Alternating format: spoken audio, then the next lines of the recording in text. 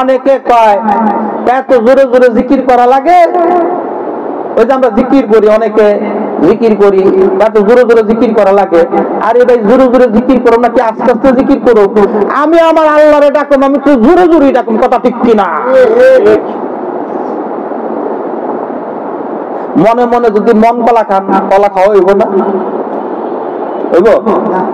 এটা খুব খিদা, এনে বয়ে করতেছেন, মনে মনে চিন্তা করতেছেন মুরগির রোস্ট, গরুর কালা ভুনা, এক প্লেট বিরিয়ানি খাইতেছে, কি স্বাদ, কি গ্যারান, পেট ভরে গেছে কেন?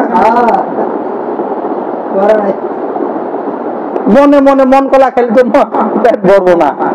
তাহলে আপনি মনে মনে করতেছেন, কাম হইব?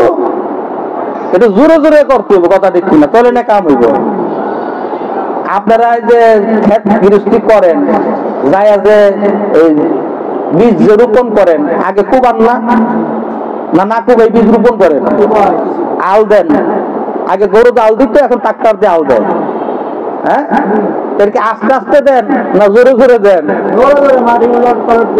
উলট পালট করে আল্লাহ বীজ রোপণ করতে যায়।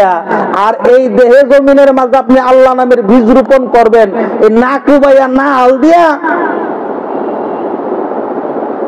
তাহলে দেহ জমিনের মাঝে বীজ রোপণ করতে গেলে কি করতে হইব? জোরে জোরে জিকির করতে হইব।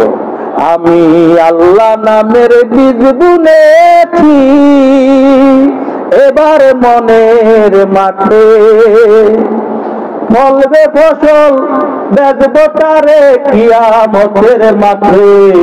আমি আল্লাহ নামের বীজ বুনেছি এবার মনের মাঠে, ফলবে ফসল বেচবো তারে কিয়ামতের মাঠে।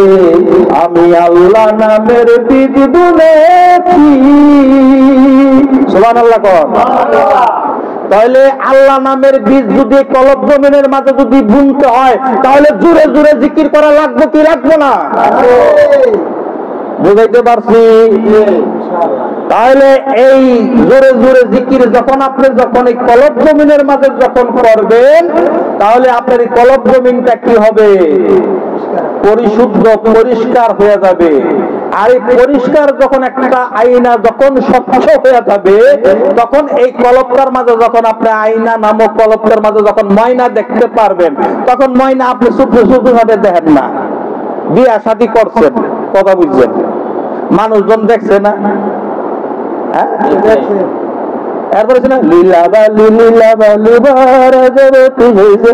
ওই যে না শুনছে না, শুনছে না,